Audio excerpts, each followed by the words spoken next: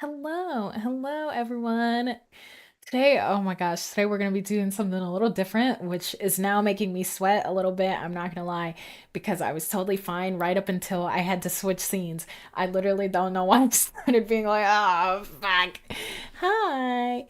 Um, yeah, today we're gonna be doing a little workshop stream. Okay, I have not done this um in a long time. Okay, I will say that.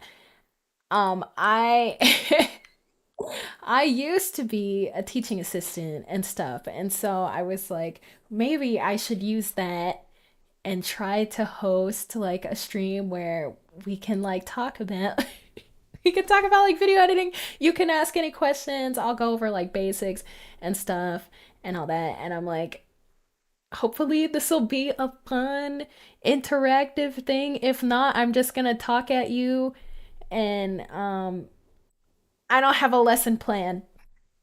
I had a lesson. Well, I had a like kind of idea about what we were gonna do, and then I got up here and I was like, oh my gosh. So what's a video? Okay, so yeah, let's start off with what's a video. What entails a video? Good question. Good question. Bab in the in the observatory. I don't fucking know. Okay, I'm not gonna sit here and be like, yeah, actually, because technicalities. I will say I'm not that great at technicalities and stuff. This is gonna be so funny if I'm actually a really terrible teacher. Um, in this, in the sense of like, um, you ask something and I'll be like, shit, I don't know either, dude. Like, and we're both just staring at each other. Okay, first let me get my manners. Let me get my manners. Hello, everyone. Hello. Thank you for paying your daily admission fees. Um, yeah, let me go down the list. Oh my gosh.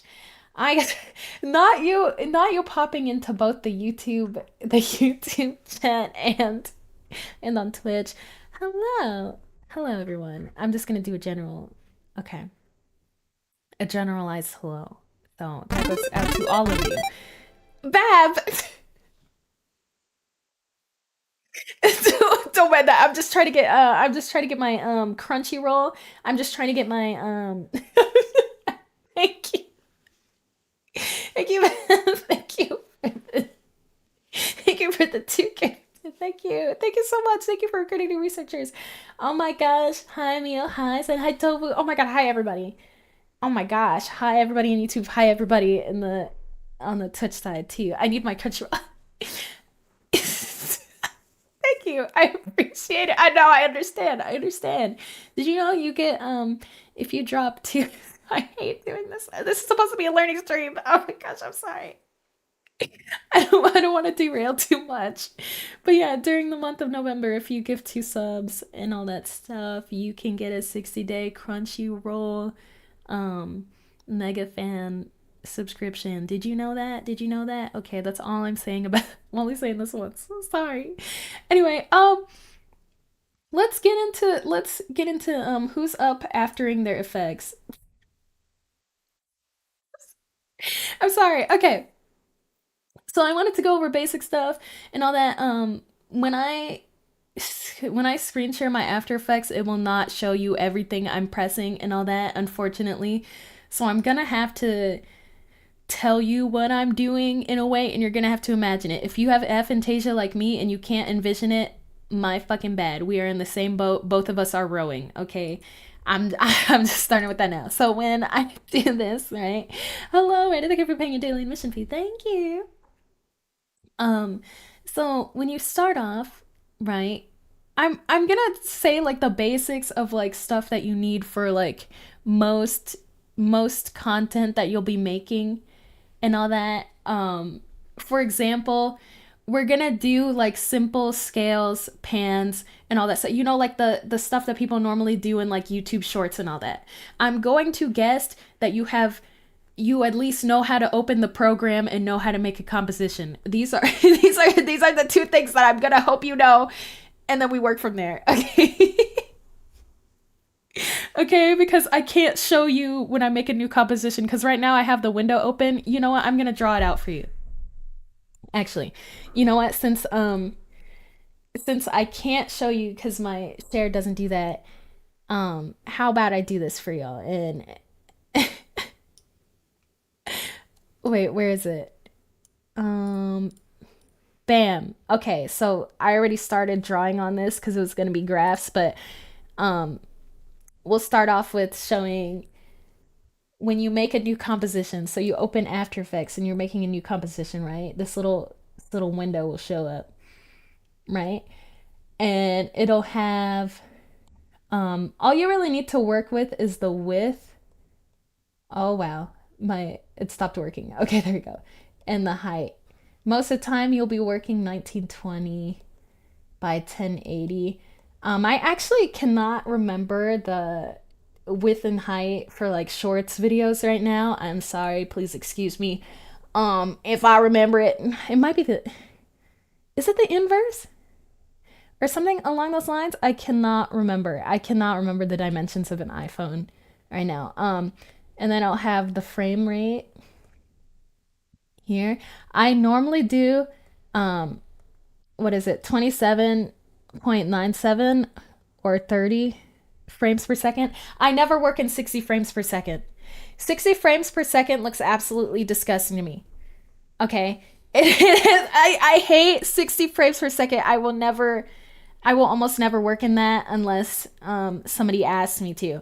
It just looks so HD and unrealistic to my eyes and stuff. Like, you know, when they have like the 4K 60 FPS TVs and stuff, and they're like, this looks great, but like everything looks like it's jumping out at you and it kind of looks disgusting on the eyes.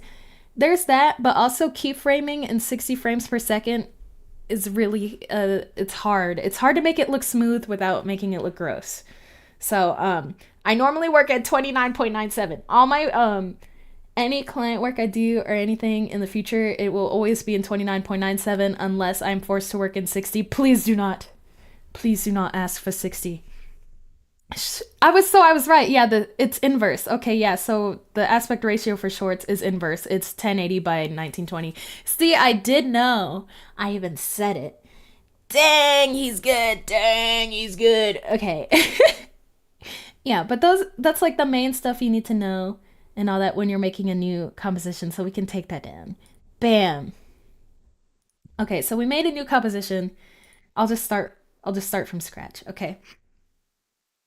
So, um the main things you'll use a lot and stuff when you're working in After Effects or working on any pieces and stuff is normally like scales and position stuff. Okay, so shotties, I will say this.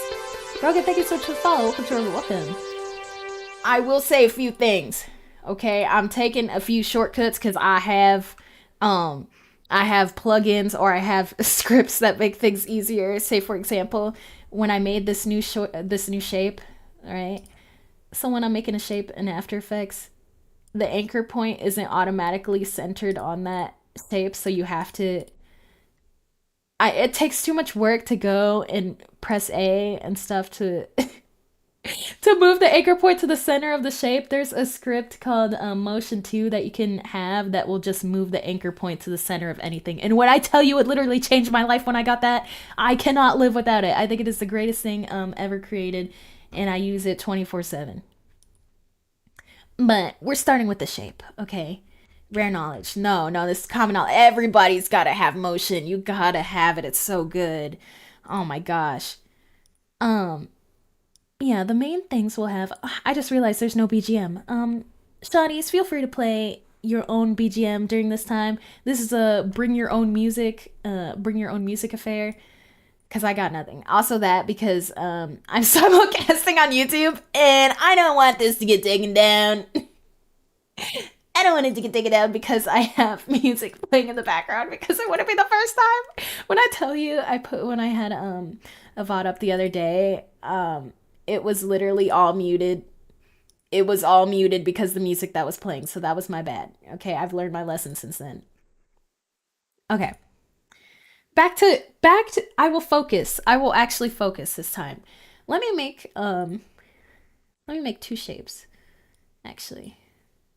So you can see us going from shape to shape. That's actually a better idea. Okay, so I'm gonna have a square and a circle. Okay. We're not gonna worry about where this square and circle comes from right now. Okay, I'll because you can't see the full menu at the top, but there's like um what is it? There's a shape tool and you can just make them. But oh, important because okay, I keep pressing buttons and then I'm not explaining when I'm doing this. That's my bad. Okay. Um, used to when I did this, I had like Keycaster on Mac. I'm not on a Mac right now, so the Windows equivalent is kind of ass, where it shows like every button you press and stuff, and it's actually really helpful. But I press Shift. When you're making a shape, if you press Shift, it'll be even all around. If I don't hold Shift, this is what it looks like and stuff. So whenever you're making a shape and you want it to be perfect, hold down Shift. It's actually pretty helpful and stuff. Yeah, so basic things we're gonna go over. Let's start with um let's start with scales and stuff. Um I'll also be here's the game plan that I'm gonna do later on. Um I'll be making like adjustment layers and I'll also like go over like adjustment layers and what they can do and all that stuff. Um and I'll be saving the stuff that I do as presets and then I'll like make a little Google Drive that you can like download and then you can work with the stuff that like I go over. At least that is the game plan for this. Hello Mako, hello bro. Hello. Sorry, I keep forgetting that I have to dual wield both um both chats cuz I'm in two places at once. Okay. Yeah, but the game plan is that you will have the stuff we do at the end, and then you can fiddle with it in After Effects for yourself. So hopefully, I remember to go back around to what we've done and then go back to that so you can have it. Okay. So the first thing we'll go over is scales, right? And when we go over scales and position stuff, we'll be going over like the graph editor. Hopefully, I can move my head out of the way so that you'll see um, because my head does take up a sizable amount of the screen. So, first off, when we have scales, you have to make a keyframe. This is very zoomed out. I just realized. How do I. Gamers, gamers, I need a magnifying glass to see this. Hey, so let me. I did not think about how small this looks. Wait, let me see how this looks when you like zoom it in. Oh, okay. If you look at this on full screen, you can see it. Okay. So, to all my mobile shotties, I'm so sorry. But if you watch the VOD later on full screen, it's easier to see the the keyframes. So when you want to make a scale, there's a multitude of ways you can do that. Sorry, this is just I don't know why I'm like so embarrassed like trying to teach. I'm putting on my teacher hat, okay? So when I make my first keyframe, right? Um you to make a keyframe, there's a stopwatch whenever you go onto like any particular thing you want to do. So when I want to do a scale, I press S. The S key brings up the scale and it has the little stopwatch, right? You click the stopwatch to make a new keyframe. So then I'll move this keyframe over. The amount of frames doesn't matter. It all depends on how smooth it looks to you. You can move it around afterwards. You just when you move it, you're gonna have to change the graph again and stuff because it'll get pretty wonky when you okay, I'll show you now. Actually, instead of being like it'll get wonky, I'll just show you how that happens and stuff. So I'll make another keyframe at the beginning. Instead of hitting the stopwatch this time, if you hit the stopwatch again after it's highlighted in blue, it'll clear every keyframe on the timeline. So you'll actually want to hit it'll after you hit the stopwatch for the first time, it'll have this little diamond. You hit that again to make another keyframe and stuff. So we'll just be hitting the diamond in order to add a new one and stuff. Hello, Sinisters. Hello. So then I make this. I have the two keyframes, right? There's one at 100, and then the new one I made, I'm going to set it to 0. I set it to 0 at the beginning. So it'll scale in like that, right? Here's how it initially looks. Wait, let's move that to frame 10. It initially looks like this, right? It's not smooth. It's not smooth at all, right? So I'll want to go and I'll hit this little, there will be a rectangle with a little curve in it and it says graph editor. We hit that. Highlight your keyframes. Highlight the keyframes you want to edit the graph for, and then open graph editor. Then you'll get this. You'll get this straight line. And so for now, when we play it back, due to the graph looking like that, this is how it plays out, right? So then I'll want to select it all, right? And then oh, my head's in the way. My head's in the way. So there's these three little icons here, right? It's easy ease in, and easy ease out, right? We'll want to hit the easy ease. You can also do that by highlighting the keyframes before you get into graph editor, and then you can go to keyframe assistant and then easy ease, but also F9. I do not have function keys on my keyboard, so I have to do this manually every time, unfortunately, but you can hit F9 instead. Hi, Tofu, thank you for paying your daily admission fee. And then here you'll want to edit the graph. So if we just easy ease it, here's how it looks now. It's still not our desired smoothness, right?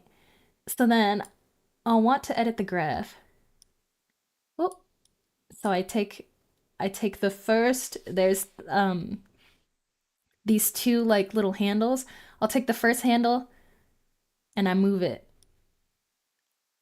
up and stuff in order to get like this kind of curve. And then I grab the second one and I stretch it all the way. I do it so that the yellow line, the yellow handle you can grab, is in line with the top dash, if that makes sense. So, like, you can see this whole line where it's aligned with. I align it with that. And then the second one, you can just fiddle with it. You can do it super high, but then it'll have it like come in really fast. But well, if you mess with it too much, you can go down. So then you'll want to curve it like this. It makes this little hump thing. I don't know. It's just, it's always how you make your graph. So you just do it like that. Here's how it looks. This is in the value. Oh my gosh, I didn't explain this.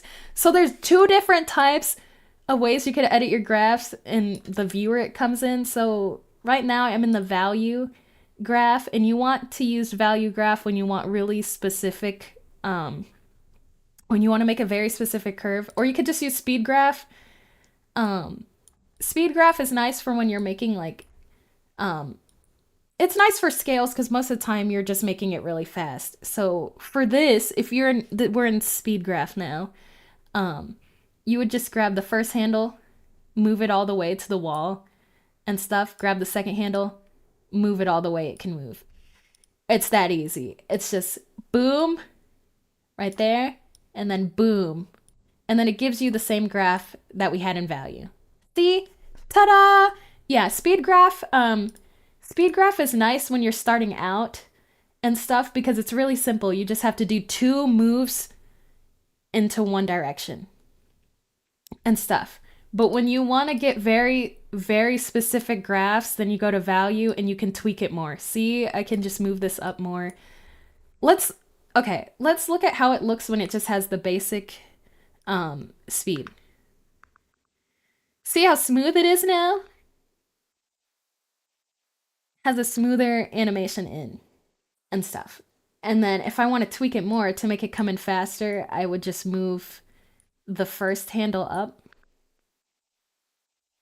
And then you don't even see the beginning half of it coming in. Also, hi Taco, thank you for paying your daily admission fee. Yeah. So we could tweak it like that. But then you can also do this. You can make an S. So you move the first handle and you move it over. And then it has a part where it slowly comes in fast and then boom. So then this is easier, I think, if I work with more frames. Hold on, let me spread it out a bit more, which will cause it to get a little wonky and stuff. Yeah, this is how it looks on the. Okay, yeah, let me show you how it'll look over in the speed graph. So for this to have this effect where it slowly comes in and then whoosh goes fast, I don't know how to describe it in words, okay? It's like, you know, when you do something a million times and stuff and you don't know how to describe it, you're like, I just do it. I just come here and I just do the same thing every day. That is literally me. So I'm at the point where I've done this kind of graph like a million times. I don't really think about it. But you do the first one, you move the first handle in as far as you can, and then you grab the second one and you move it in. And then this is what the graph will look like. So it slowly ramps up and then swoosh really fast and then slowly ramps down. And then this is what that looks like. Okay, yeah, we needed more keyframes for it to look smoother. That's what I thought. Okay, so here's how that'll look. Also, my computer's lagging a little bit, so please don't say anything if you're like, that doesn't look very smooth. It's lagging, please. Okay, because I have this on full. So yeah, that's how we can scale in, right? So now if we want to have a transition between two shapes, how would we go about that? Well, I'm here to tell you. So we'll clear the keyframes we made, right? And then I'm going to make two new keyframes. For this one, we hit the stopwatch again to make our first keyframe, right? And that'll be on 100 on the shape's initial size. And then I'm going to click over on the diamond to make a second keyframe. And I'm going to scale that down a little bit. Let's set it to 70%. So the first keyframe is 100%. Second keyframe is 70. So for this, we'll highlight both keyframes and then we'll go into the graph editor once more, right? So then you want to hit the easy ease, which is over here. Bam. Or you can hit F9 if you have function keys, unlike me, and it'll easy ease that for you. And here's the easy way to remember how to make graphs, okay? Here's what is it? Because I make this mistake a lot and I only realize until after I make the graph, then I'm like, "Oh wait, I got to do it the other way." Let's open our paint again. Okay, here's my terrible rendition. So, when you're transitioning into something, so when you're transitioning into something, right? I'm going to have this arrow as an example. Your graph will always look like this, right? Because you're going into something. This is what the value graph would look like. Value. And then if you're doing a speed graph, your speed graph should look like this, right? And then when you're transitioning out of something, right, your graph will look like, I'm having to look around my phone. Your graph will be the opposite direction. I'm trying to visualize how to do an opposite direction. That terrible, but you get what I'm saying. You'll see when I show you right now.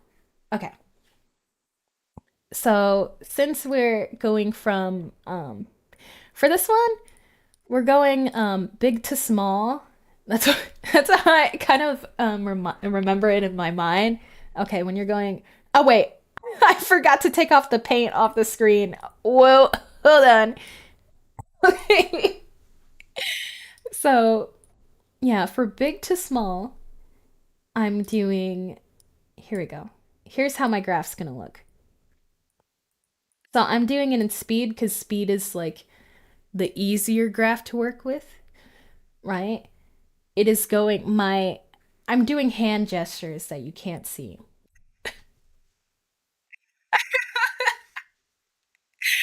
So this value is 100. We're going 100 to 70, right?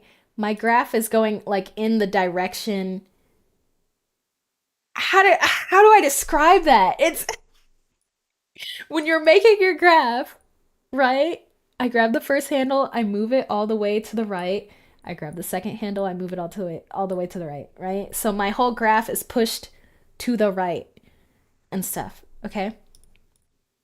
So then when I make this the second half of the transition, right? I click the stopwatch to make one keyframe and I move that over. 100 is the final shape, is the final size of the shape, right? The initial size of the shape is going to be 100. So then when I make that first keyframe, let's say I'll make it 150%, right? So for the first shape in the first set of keyframes, it went from 100 to 70. For the second one, we'll go from 150 to 100, right? So that's how we make the transition. That's how we make a scale transition. A scale transition is any it can be from big to small or small to big and stuff. You just have to have the inverse regardless of which direction you're going, if that makes sense. So the graph for this one is going to go to the left. I grabbed the first handle all the way to the left, the second handle all the way to the left, right? So this is how we get the transition between the two. Let me also move that out a little bit. And also when you have the transition on the second half, you normally want to move the first frame over just by one frame. The first keyframe you want to move one over because After Effects has like this weird, like, I don't know, it has like this weird like ghosting thing where the first frame like stays still and stuff, and so it ruins the flow. So you just got to move it one over, right? So this is what it'll look like. Ta-da! A smooth transition between the two shapes, right? So we went from big to small, and then um, what is it? We also go like big to small here, right? So if we want the inverse of those, we could just flip it over. I'll just do it again. I'll do it again on the same shapes, but now I'll go the other direction and stuff. So you can see what I'm saying instead of just like, and then you do the inverse. If you want the inverse of that, it makes more sense to show you. Okay. Also, Hanya, hello. Sorry, I just got so I was so into that explanation that I did not respond. My bad. Okay. So here I'll make wait, let me duplicate that. Let me duplicate that again. So let's split here. I'm going to duplicate this shape because we're going to transition back to it. And I'm going to clear the keyframes on this one. Okay, so on the initial one, I'm going to make another keyframe at 100, 100%, and then I'm going to make another one at 70. So we're doing the same exact thing we did on the first shape, but now we're doing it again so we can transition over. Right? So then I hit the stopwatch. I make another set of keyframes, and this time I keep the 100% keyframe and move it. I can move it 10 frames over.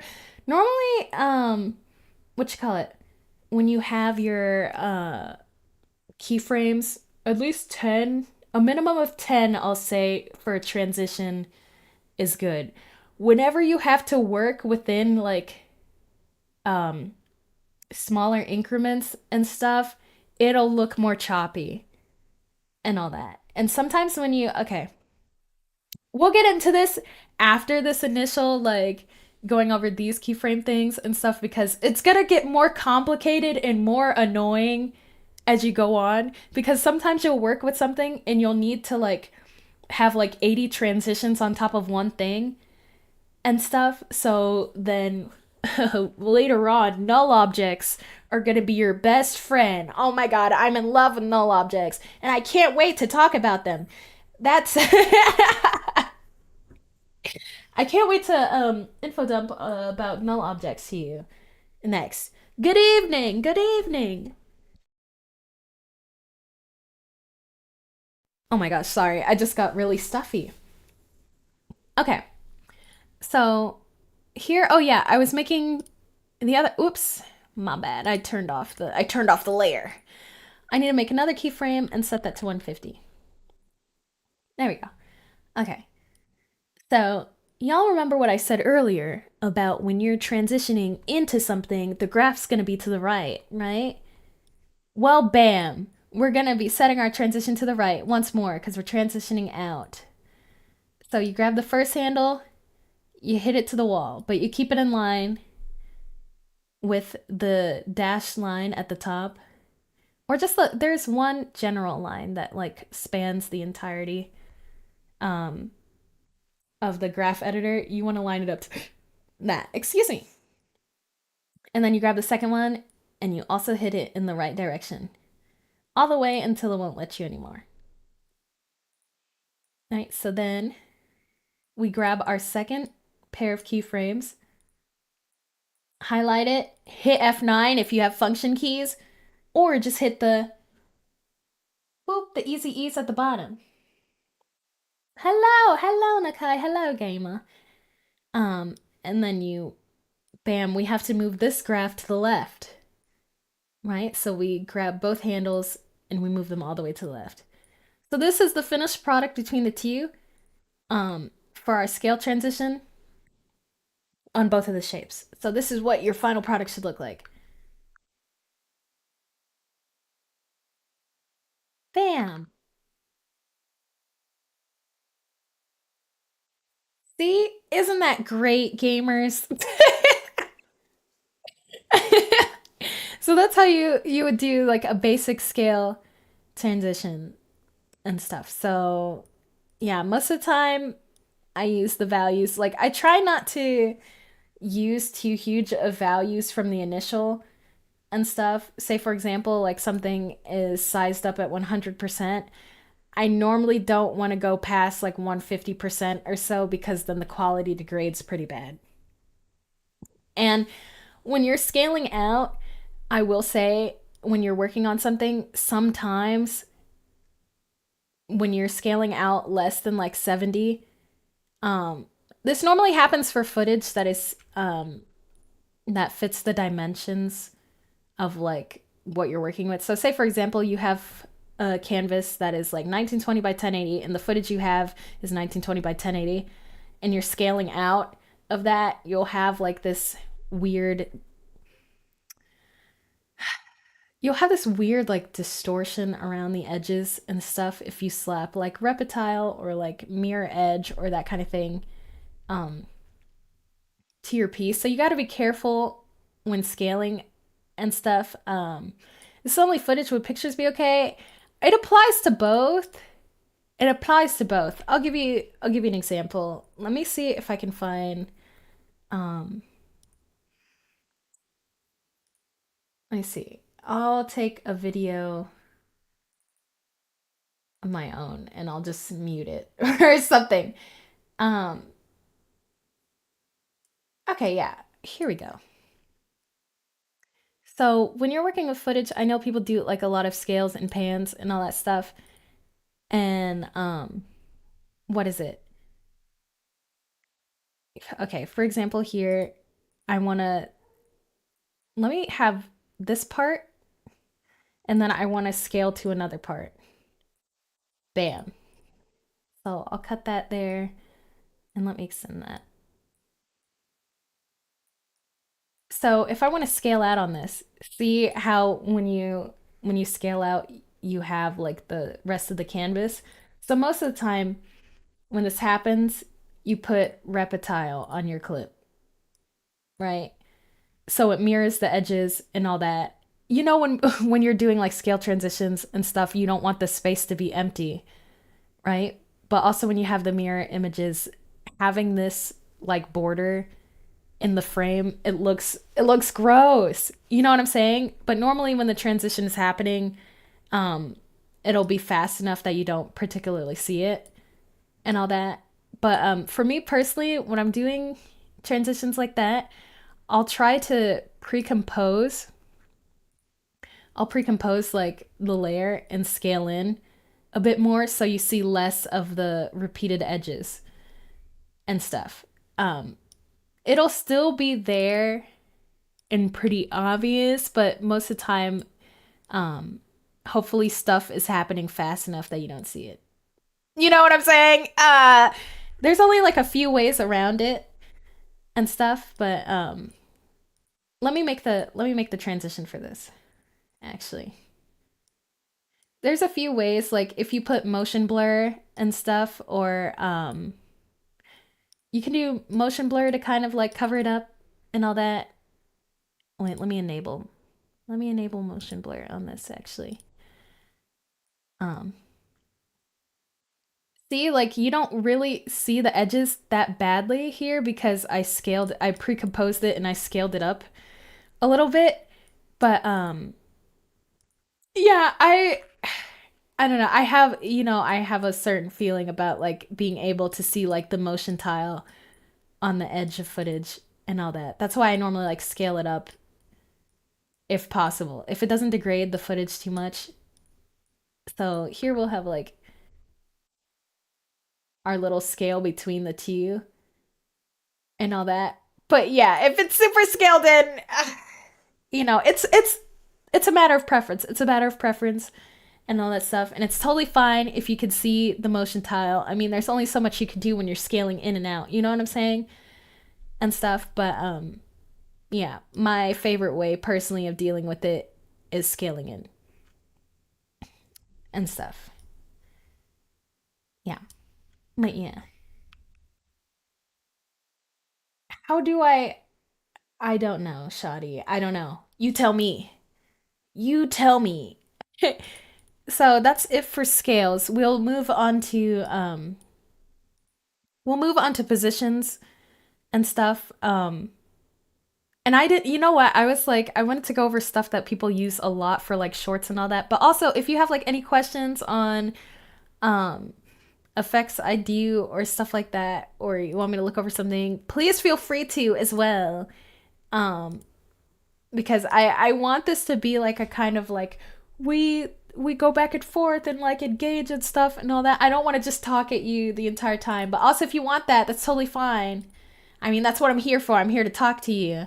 I'm only doing TikToks and shorts edits right now. Yeah, so that's why I was like I wanted to have stuff that like are useful to those kinds of to that kind of stuff. Cuz I mean, um y'all know my kind of the thing that I focus on personally is doing like video edits, debut edits, music videos, that kind of stuff. Um and all that. But yeah, I am not like a shorts TikTok editor that much. Like I watch them and all that so I can like talk about like, oh yeah, like the pans and scales and all that stuff in them, but it is not my forte. It's not my forte. Yeah.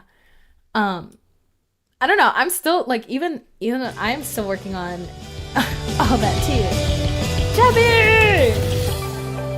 Jabby, thank you so much for the raid, Shadow Legends. Welcome in, Raiders. I'm Sadlights, artificial satellite VTuber. Welcome to the Orbit Observatory. Today I'm doing a little bit of a video editing workshop stream. Yippee! I hope you had fun with Resident Evil. I was watching it earlier. Oh my gosh.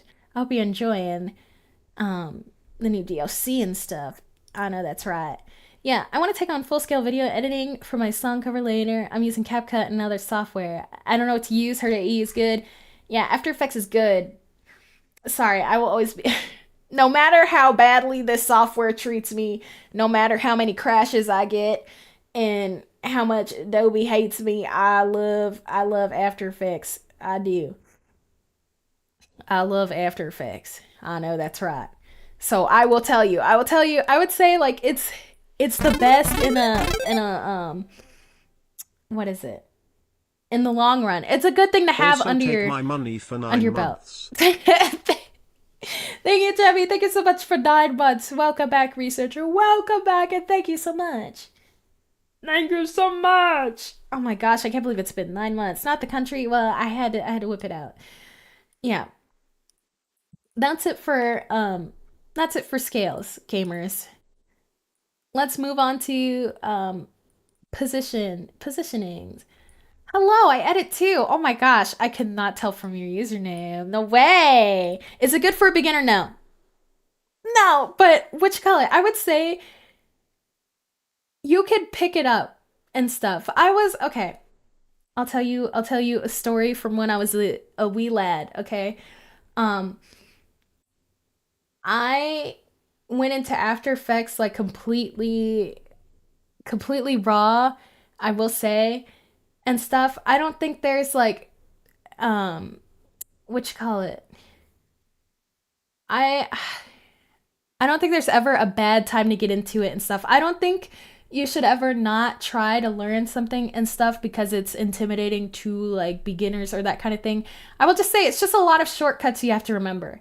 It's not like the program itself is that bad and all that because for a long time I was like, "Oh, I can't do it. It seems like way too hard to understand or blah blah all that stuff." Um and all that. But it's just like taking the leap and trying it out. You can't lose anything from that. And plus there's like a bunch of like comprehensive tutorials and stuff out there now. When I started video editing, how many years ago is it now? It's like 8 or 9 years ago and stuff. There weren't as many tutorials. But now there's like a tutorial for freaking everything. Like anything you could ever think of or conceptualize, there will definitely be a tutorial on it and stuff now. So you don't have to worry about stuff like that. I would say you should try. You lose nothing in trying. That is my huge motivational speech. Yeah, I learned from Linda. Yeah, exactly. Like Linda was like, if you needed a tutorial, that's where you went. You didn't really go on YouTube and stuff to learn like tutorials back then. Or you would have to talk to other editors and they would be like, oh yeah, this is how I did this and that and stuff, you know? But nowadays there's a video for everything. It's crazy. I remember using Linda. That's so crazy. That you see, yeah, that's how you can see how long it's been since then. But yeah. Um on to let's move on to position gamers. Okay, so first we're gonna press P. Oh snap. I already started doing oh my gosh. Okay, hold on, wait. I already started doing stuff and I realized I wasn't explaining it. Hold on, hold on. Give me 2 seconds. Okay, so let's clear all the scale keyframes from before. I'm gonna move that over. Okay, so we press P for position to bring up the position in After Effects. And then when I go on position, I'm gonna want to right click and click separate dimensions, okay? Always separate your dimensions. Please separate them. You'll regret it later on. You'll regret it later on if you don't. Is so talented, sadly wacko. Hi, Yui. Thank you so much for 14 months. Welcome back, researcher. Welcome back. Thank you. Oh my gosh, I'm not. Stop it. Yeah. Stop. You're gonna make me blush, bro. Okay. Yeah. First we're gonna work first we're gonna work on exposition. Okay. So considering that this is a 1920 by 1080 canvas, we start always separate your dimensions, researchers in the space-time distortion lab literally. Yeah. Yeah, well the first keyframe it'll be like 19 oh 19 hello it'll be 960. It'll be 960. The exposition if it's centered to your canvas it'll be 960. Okay, so we take that first keyframe and we're gonna move it over. You can move it over how many you want, at least 10 personally. At least 10 personally. Okay. All my information is in my it's in my panels and stuff. If you check my commission link for my panel, it has link to my work and stuff. So if you want to check that out, please feel free to. My Twitter also has all of my work on it as well. Um, so yeah, then you grab. We're gonna make the first keyframe. It doesn't matter which direction you're going in. You just want to make sure that the second one is gonna be the opposite. Okay, I'll tell you what I mean by that in a second. Okay, trust me, trust the process. Okay, I just realized I gotta I gotta change the position for the first one too. Okay, gamers, gamers, please trust the process. Okay, so we make one keyframe, like we always do. Is my head in the way? My head's in the way. Okay, so we make the first keyframe here. If you could see it, I'm wiggling it. So I have one keyframe here, and it's of the base position of it centered in the canvas. Okay, right? So then I make a second keyframe. Bam. Right? I'm cooking. Hold on, hold on. And this one, I'm gonna move to the left. Okay, so we started at 960. Now we're at 730. Okay. Whoop. I moved that by accident. So then I move the 730 keyframe to the end of this layer, right? And then we highlight both keyframes. And what are we gonna do, researchers? We're gonna hit F9 if you have function keys. I do not. Once again. And then we're gonna hit the easy ease here. Bam! Right? And then since we're keyframing this out, which direction are we moving the graph to? The right! Okay, I don't know why I'm yelling. Okay, we're moving it to the right. We move both handles to the right. Okay, bam. Damn, it's just too easy. It's just too easy. So then we go onto the other layer where we have the initial 960 keyframe, right? And then we're going to move this opposite of the direction we just went. So this one went from 960 to 730. This one we're going to do 1160 maybe. Okay. And then we're going to highlight both of them and hit what? F9. I don't have that. So there So then where are we moving the graph? To the left because we moved the initial graph to the right. Right, gamers? Am I right or am I right? And then there we have our position. Let's look at it. Let's look at how that looks.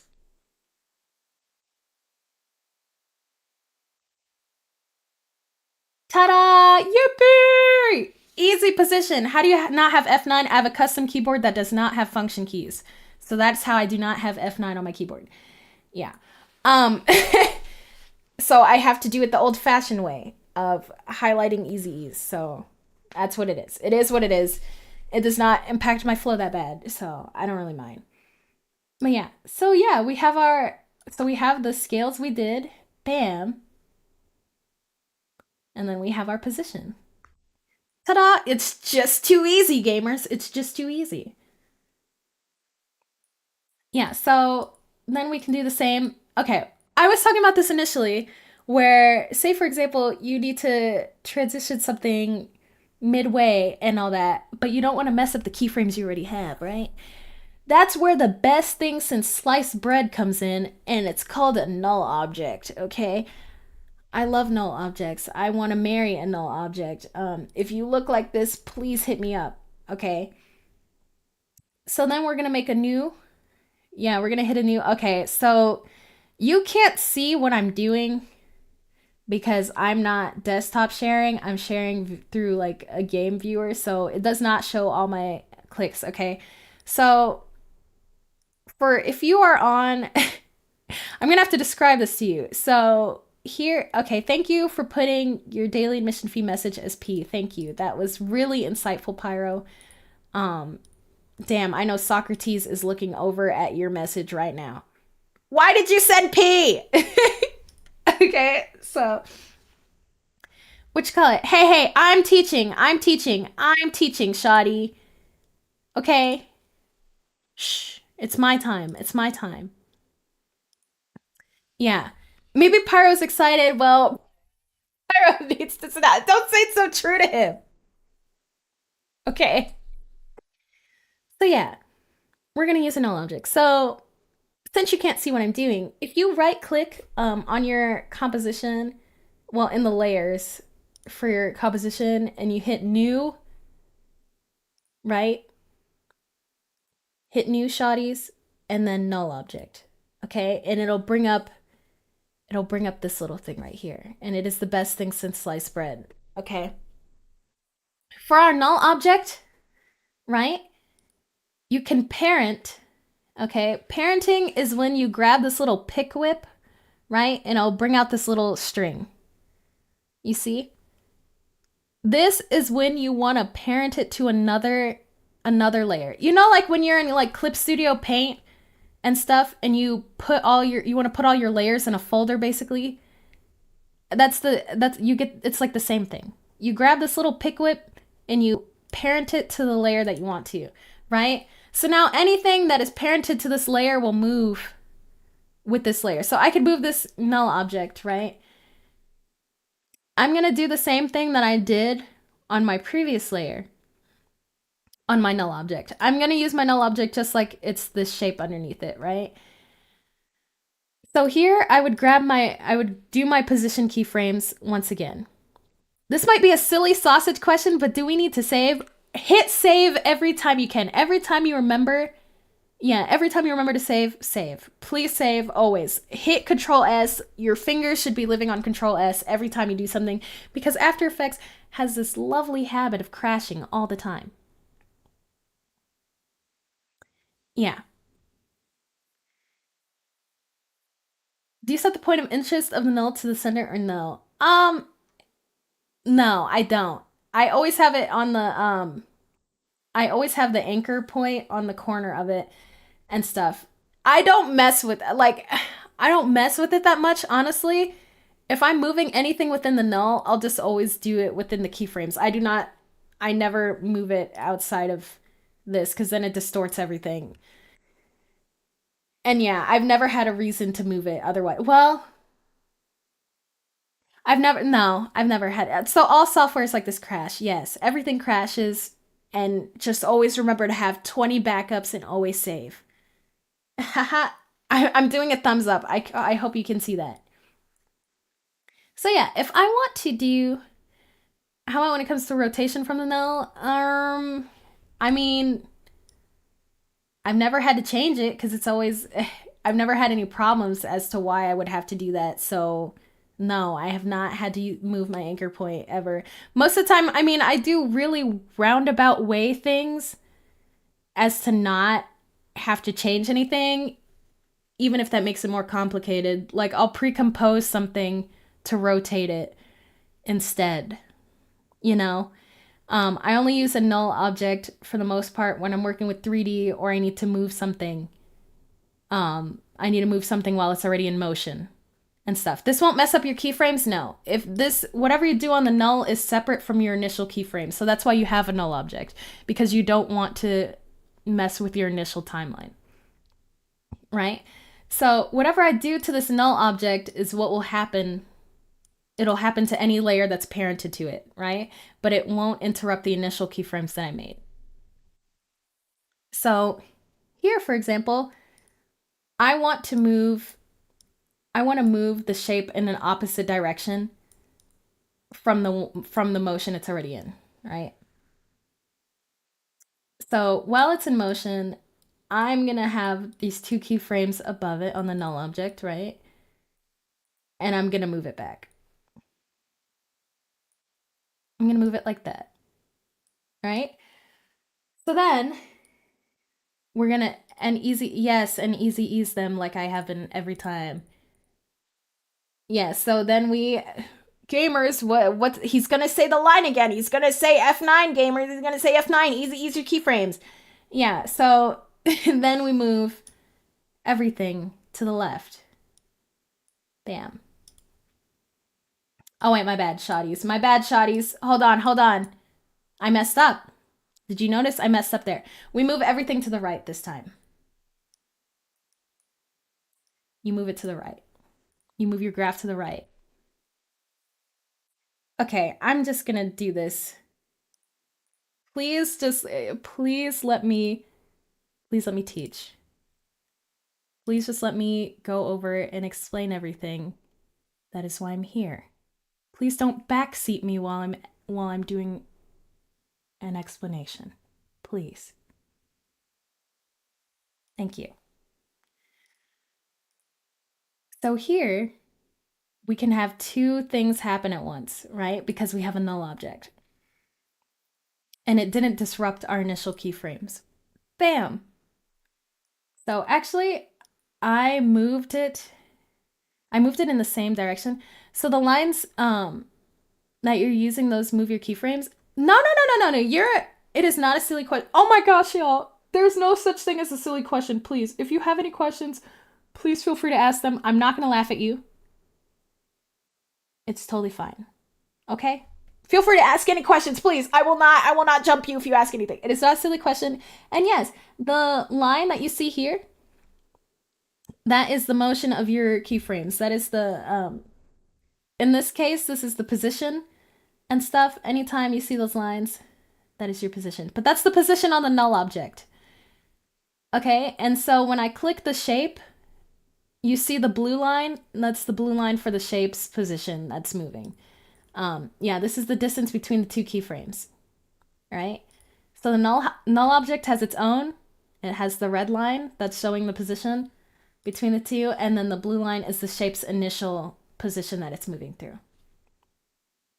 Are they all color coded? The color corresponds to the color of the layer. So all my shape layers are blue and stuff. So the position line for the shape layers is going to be blue. The null object is red. So the lines will be red. So yes, they're color coded to the color of the layer. Yippee!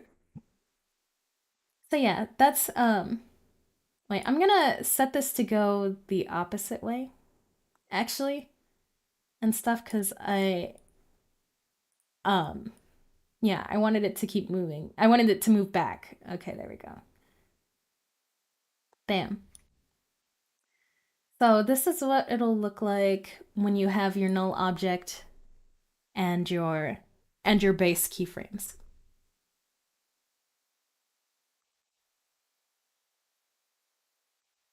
All right, and then I can also set it back. What value did I have? Oh, I had a smaller value initially. So then I can set this to 700 instead.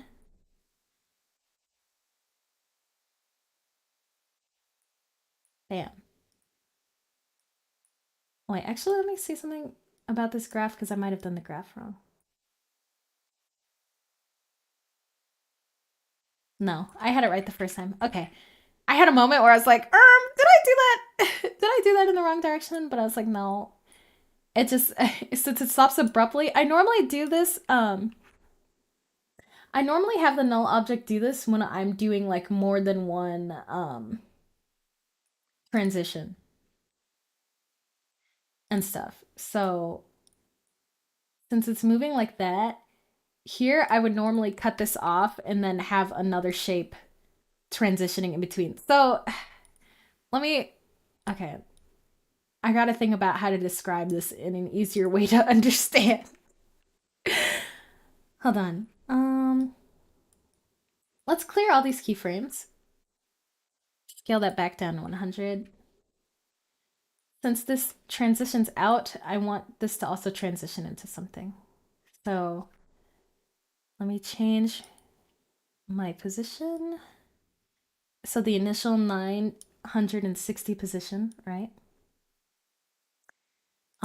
This goes from 960 to 760. So this should be a larger value. Right. And then I easy ease. And then move everything to the left. Wait, you can't see that graph. Bam. So then, wait, let's see. There we go. So then we have, it keeps transitioning and stuff.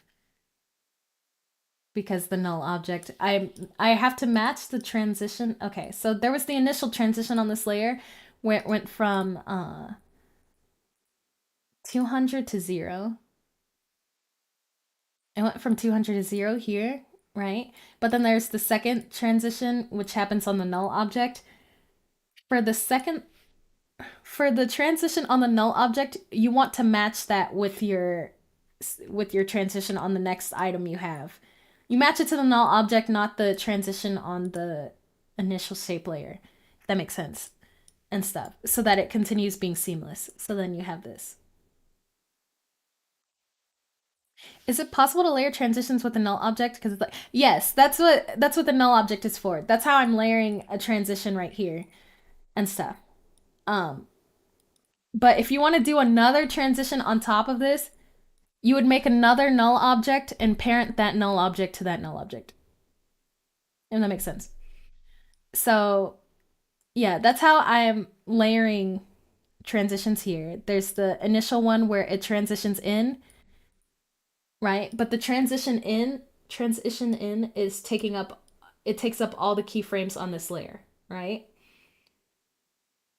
The it takes up the entire space for this. So I wouldn't be able to do a second transition, right, within this space unless I use the null object. Way So it cut out your message. It just said way. It didn't even say way. It didn't even do it.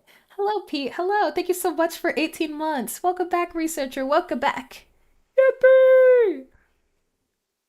And not you misspelling gamer. You tried your best. You tried your best and you succeeded in my heart. Yeah. So what was I saying? Oh, layered transitions. Yeah. So yeah, if I wanted to have another one on top of this, I would make a new null object. So I'd go to new and then null object, and then I'd grab the little pick whip again, this one, and then I'd parent it to the second null object. And then look at this. Since everything's parented to that null object, okay, well. Oh, I deparented. Oh my gosh, hold on. I deparented. I deparented by accident. Okay, so let me make a new null object and parent it to null object 2, which is the one I just made. And then everything, even the initial null object that you have, it all moves together. And then you can do another thing on this layer as well. So yeah, null objects are very handy. I use them all the time whenever I need to.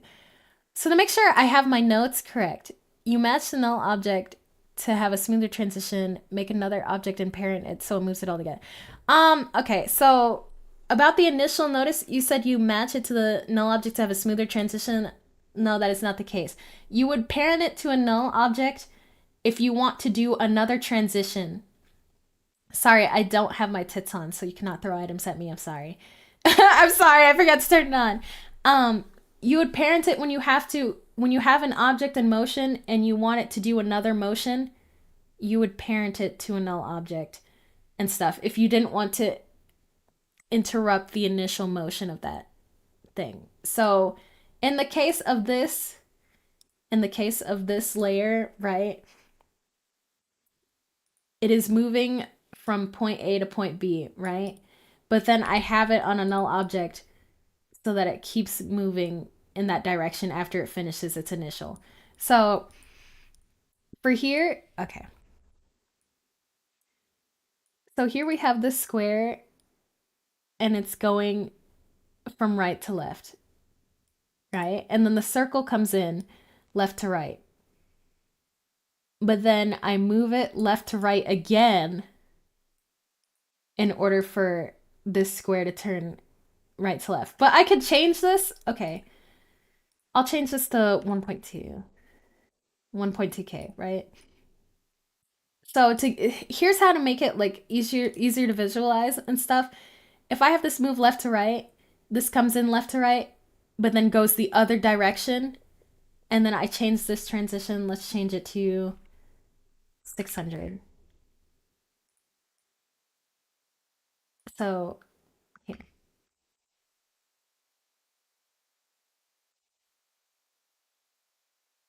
Now it did two transitions on the same layer. It's easier to visualize because I made it go in a different direction this time instead of moving in the same initial direction. So it went out and then went back in. There we go.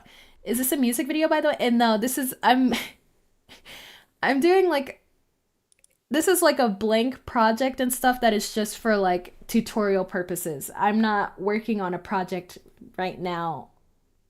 I'm not demonstrating from like an actual project I've done or anything and stuff.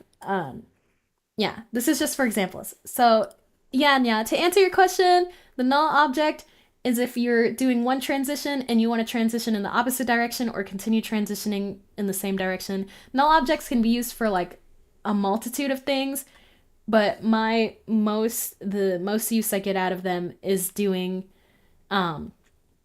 two things at once basically and stuff, because if I wanted to change directions and stuff in the middle of my keyframes, you can't really without it ruining the initial flow of them and stuff. So then you want to have a null object and you parent it, and then you can parent it to another one and do more stuff on top of that. Yeah. But we're at the first hour, so I will be taking a little break, getting up and stretching, and getting some more water. Also, get up and stretch too if you haven't already. So I'll be right back. Yippee!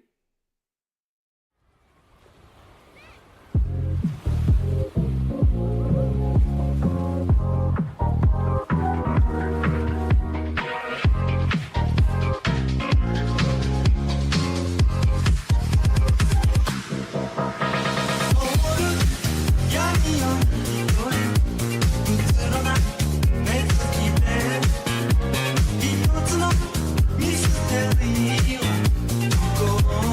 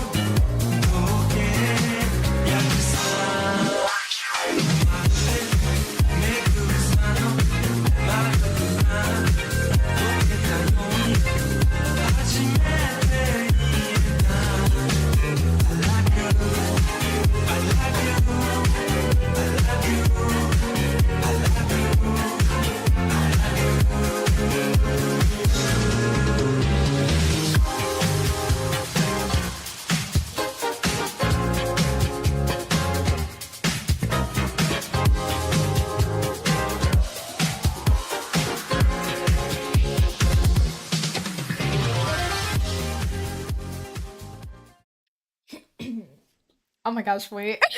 Hi. Oh my gosh, I think when I coughed, I think it picked up, and I was like, no. I was like, why while I'm changing scenes is when I have to cough. Welcome back, thank you. Thank you for the welcome back. Thank you, I appreciate it. Damn, I was like, I had all that time to do that, and of course, of course. Welcome back, thank you. Thank you so much, Corso. Thank you. Um, okay, what else are we going over, gamers? Um, dang.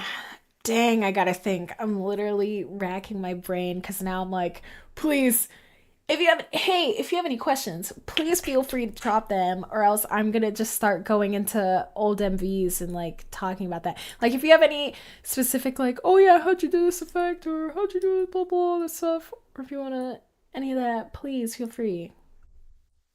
Speaking of which, if I can even open some of my old project files, because um before stream I wanted to go and open Love It and stuff, and then um the file was corrupted, and I was like, great. This is so fantastic, especially right before when I wanted to show you all it.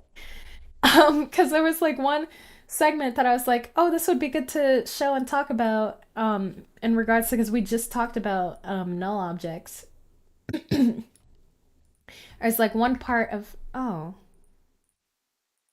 for some, okay, sorry. For some odd reason, when I went to go search in my folders and stuff, it wouldn't open my folders.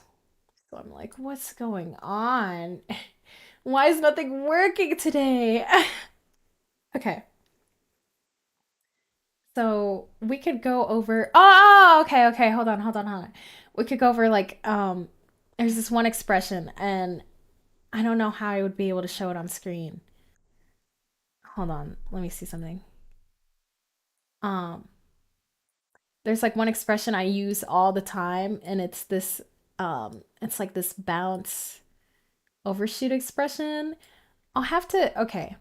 A lot of this I'm gonna have to make that little pack that I said I was gonna make the Google Drive folder at the end of the stream and stuff, so y'all can work with um a lot of the things we talked about.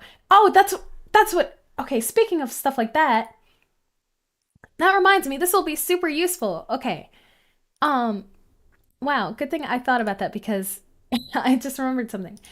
So, when I make that pack, I'll have to do things on adjustment layers, right? In order for you to use a lot of those presets. So, adjustment layers are normally what you use for effects and all that. Um, okay, let me find something. Okay, so I can give you an example. Okay, so this is a screenshot from the little animation I made for Halloween last year and stuff. And so this will be a good example. What are the dimensions for this? That is the most random. Okay. Why did I not do it in 1920 by 1080? No wonder it doesn't fit anything. Okay. So we'll make a new adjustment layer. I normally use adjustment layers for like when I'm adding effects to things and stuff. Say for example, an effect I use a lot. Um, okay, an effect I use a lot in MVs and all that stuff is turbulent displace. Turbulent displace is like one of the most useful freaking things. You'll use it a lot. Well, it depends. Um, I use it a lot personally for like either making like scribble text and stuff, like say for example, okay, one I have like a preset that I made that I use for like wobbly text. So let's do hello, right? And then actually let me center this. This is gonna bother me. Right? And then where's my effects? I think I call it scribble. Okay, I do.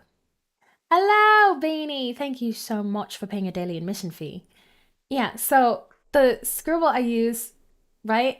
It gives you this little scribbly animation on your text, and it's actually really nice if you want to add some like depth to your text. I'll even show you how I made it. I think I have the okay.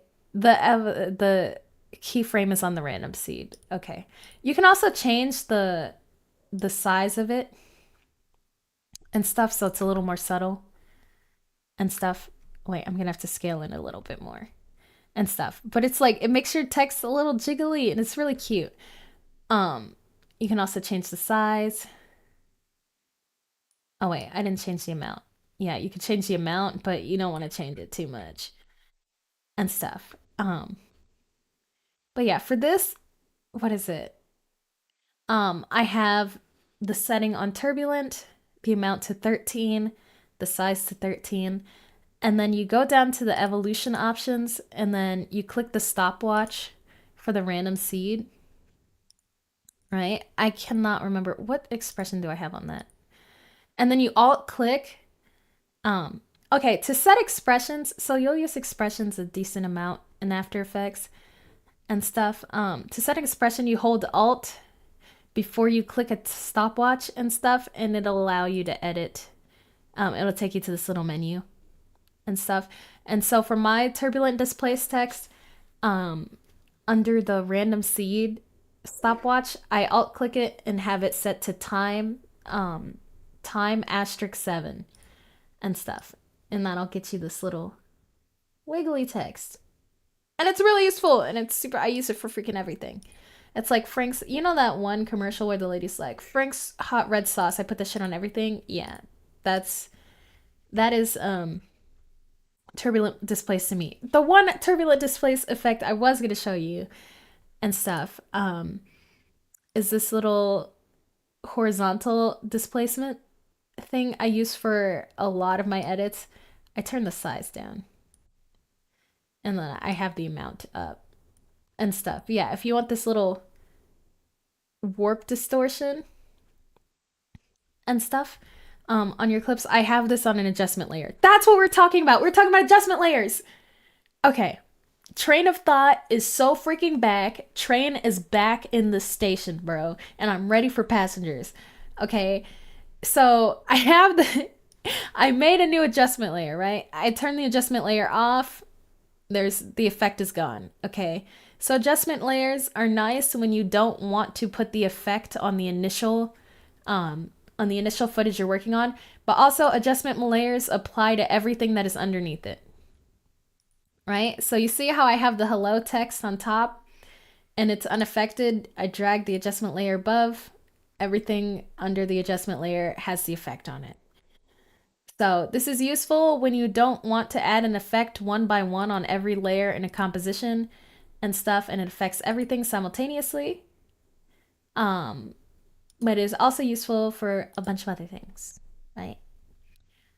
So, yeah, for this effect and stuff, you would keyframe the amount. So I'd set the amount. Right now it's on 320. And I would have another keyframe and I would set that to 0. Boop. Oh, oops. I forgot it goes in the negatives. Okay, I would set it to 0 and stuff. But wait, let's size it up a little bit. Okay, maybe to like 4. Hi Zibme, hello gamer. Thank you for paying your daily admission fee. You can also have like you can also keyframe like the evolution and stuff, so it's like wiggly. But I normally use this effect like at the beginning of things for like a glitchy kind of effect. It's normally like a few frames and you only see a little bit of it and stuff. Oh, but what I was going to show you in regards to having an adjustment layer is this neat thing. If you type in transform into your effects and presets, this is so useful and stuff. This is a way you can also like share presets and stuff with people that you make and all that, because you can edit the position of something and all that. But also, on the bright side, you could change the anchor point and stuff. So whenever you have like these, okay, say let's do a position like the position we did earlier and stuff, gamers. So say for example, I want to move from one direction to another, right? Now that I've made those and I do the graph, as always, easy ease, and then boom, in one direction, right? I can also change the anchor point at any given moment and stuff. Say for example, the dimensions of another piece you're working on. Oh wait, why did I save? Are not the same as what the transform was initially on. You could change the anchor point and stuff, but still keep the X position transition we just did. Does that make sense? It's nice to see you as well. Sorry, I just sorry I'm reading messages like I'm so behind today and stuff. But yeah, this is I love this um transform transform and stuff because then you can also just apply it to everything beneath. Oh yeah, see the hello is above, put it underneath, bam, and it applies to everything because it's on an adjustment layer. Oh man, adjustment layers freaking rock, gamers. Am I right or am I right? Yeah. But what is it? Yeah, it's super versatile.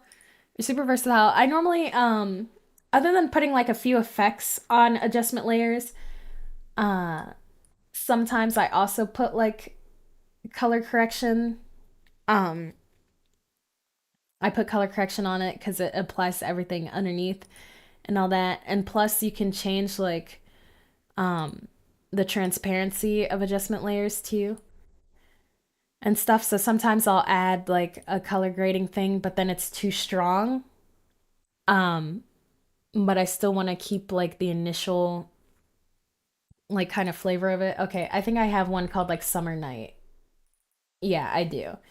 And Summer Night changes the tint of everything to like orange and red and all that.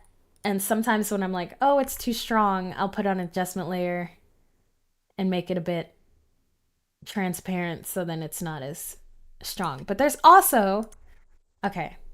Um this is also one trick that I found out through like a tutorial I watched, right? So if you set your adjustment layer to screen and you put like fast box blur on and stuff, it gives you this kind of like um fuzzy kind of old it gives like a old like I used this on Killer Tune. I actually put like an adjustment layer with this on um because it gives like kind of 90s TV kind of effect and you put it on screen. You have your adjustment layer, you add fast box blur, set it to however how you like and stuff, and then you can also change the opacity if the effect is a bit too strong on your adjustment layer, and then bam, it's actually super. It's actually super useful.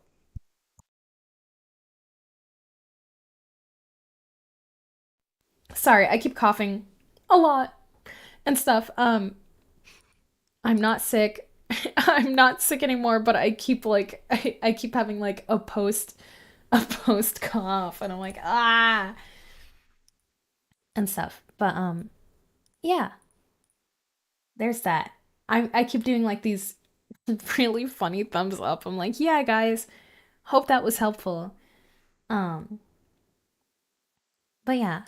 Uh okay, we went over okay, let me look at my I have a little notebook that has um it has a bare bones like lesson plan of like the important stuff I wanted to go over and stuff, but I also did not get to go as in depth as I wanted in here because we went over setting up a composition and all that, Scales, positions, adjustment layers, null object, and camera. I do not, this might sound crazy, I do not use the camera that much and stuff. Whenever I do 3D in After Effects, um, I normally do it with null objects and just the bare bones, like, um, what is it?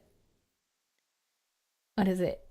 You're putting lyrics? I'm not putting lyrics. I'm not making a music video or anything. This is just like an image I have on the screen. I hope that makes sense.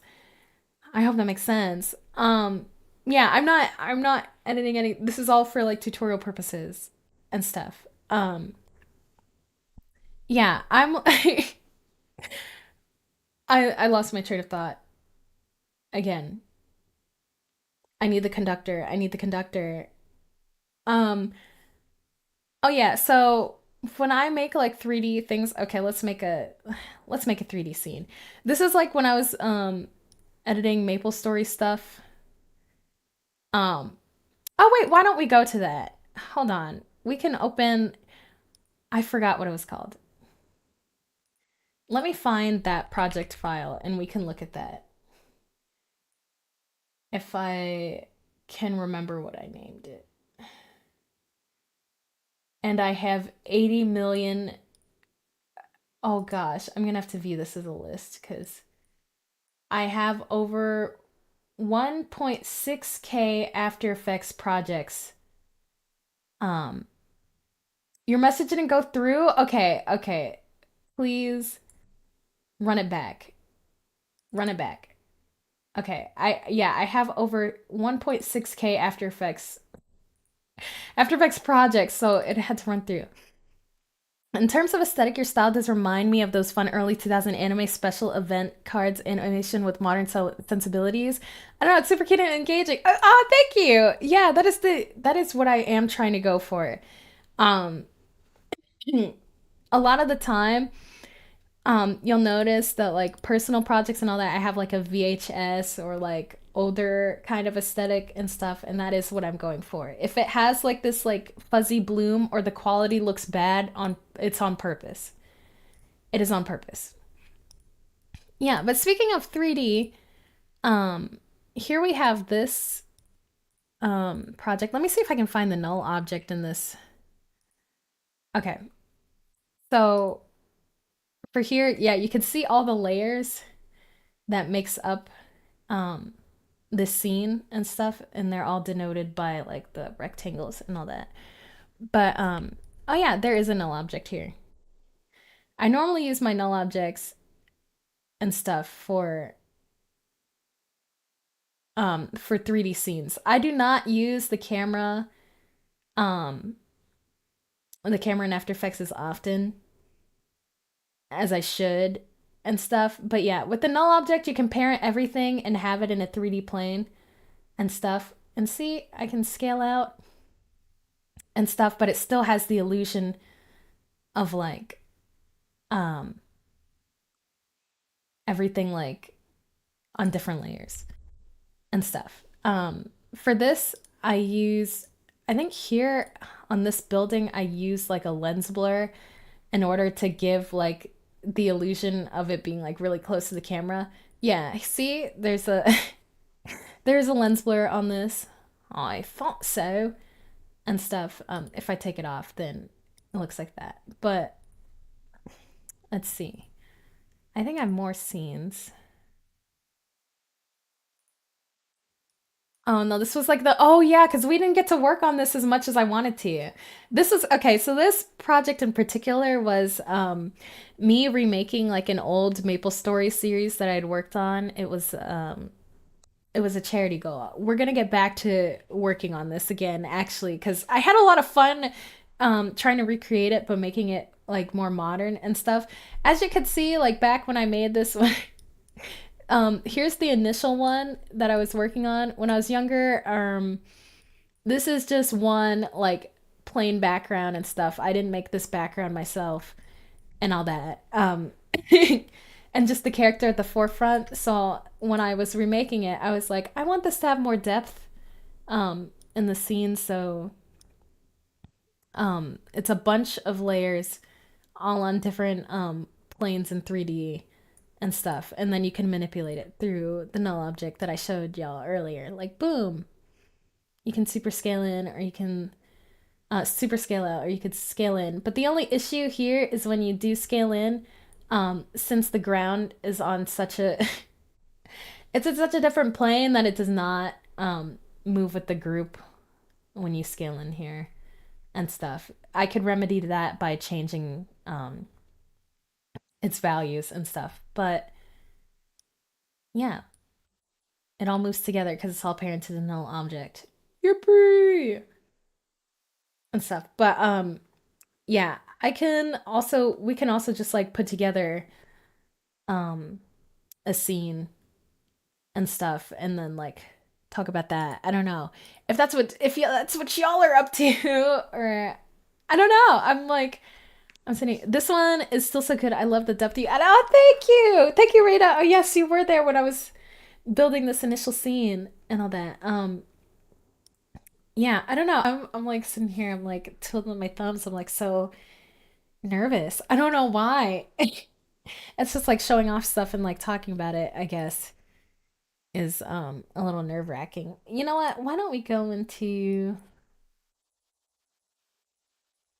let me think.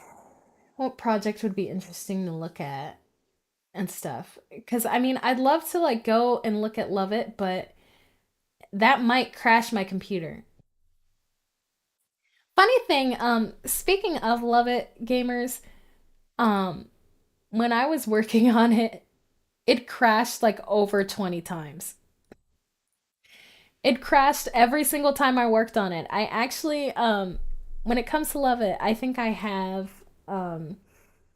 over 20 like backup files for it because of how much it crashed and all that. And even when I was rendering it, funny thing was that I woke up the day that it was supposed to drop. I woke up like 13 hours early and stuff to render it because I was like, what if I run into any rendering issues and stuff? I did. I ran into a plethora of rendering issues to the point where it was like a few hours beforehand, and I was like, wow, I'm so glad I woke up and stuff and didn't wake up like literally 3 hours before to fix this because I wouldn't have had enough time. So, yeah. The file was crazy. Yes, it was huge. It was huge. And it still like crashes even when I open it to this day. So yeah. Um, let me think. Um, here's what I'll do. Here's what I'll do, gamers. I'm going to call it for now. And this will be like I will say we will have way more workshops and stuff. This is just like the first initial one. I think I need to also go back to the drawing board and think about like how many more things we should have in the lesson plan and stuff for further things and stuff. And we'll go over in the next one. Because this will not be just like the only one. We'll have more of these and stuff. And the next one will like break down more MVs because the problem is when I wanted to open Love It for y'all today and stuff, but it said that the file's corrupted and stuff. So I'm gonna have to find another backup save of it and stuff, and then we can go over that one. And I will okay, here's the thing. I will also make that drive folder for y'all, and I'll link it in the description of the YouTube video. There's gonna be the YouTube live stream VOD. I'll have um I'll have the stuff we talked about and worked through in that drive folder, and then you can use some of the presets and all that stuff that I talked about on this stream, and you can use them yourself and use them in your videos and all that stuff. Hopefully it'll be some help. I also didn't go over two other types of graphs that you can do and stuff, so we'll talk about that next time. I need to have a beefier lesson plan and stuff for y'all, so I'll work on that. Um, and I'll try to have some more stuff together for the next one. But this is our first, like this is our first rodeo and our first go about at this. I hope you did enjoy the few things I did go over and all that stuff. I'm sorry I didn't go as in depth as I really wanted to today and stuff, but um I think I was really nervous about doing this to begin with and stuff. I hope my biggest thing is I hope y'all learned something from this or that this was helpful to some extent. I don't know how much it was. Honestly, if you have any questions, I do have my Discord server, so if you do exclamation point Discord, um, and stuff, there's the link to the Discord. Um, and I have a video editing which call it. Let me also link it for my YouTube researchers. This is wait, let me link it for y'all. Um, Here we go. Uh, it's been an inspiration. Thank you. Thank you for dropping by. It helped. It was interesting to learn about. Really? Okay, thank you. Oh my gosh. I was like, that makes me happy to hear. That makes me happy to hear. I have a video editing channel in my Discord. It's called Video Editing Intervention. And stuff. So if you literally have any questions about video editing or any of that stuff, that's what that channel is for. Um, yeah, if there's any time, like literally any time off stream or literally whenever, and you're like, oh, hey, you did this one thing, could you like talk about it or any of that stuff, please feel free to ask questions to that channel. Um, I'll try to answer as fast as possible, all that jazz. Thank y'all so much for hanging out today. Um, I hope y'all enjoyed the simulcast. The VOD will be up on both Twitch and YouTube. So yeah, thank you so much for hanging out. I'm signing off. See y'all. See y'all tomorrow. I'll be back tomorrow, 11 p.m. EST. Um, and stuff. Wait. I think tomorrow's stream. Um, Actually, yeah, tomorrow's stream will be a YouTube stream. I will not be streaming on Twitch tomorrow. I don't think. Tomorrow's stream will be a YouTube League of Legends stream. And stuff. And then we'll be back to our normal schedule on Tuesday. So yeah, I'll be playing League on YouTube, so I'll see y'all then. I'll let you know if anything changes. I hope you enjoyed. Have a good night, researchers.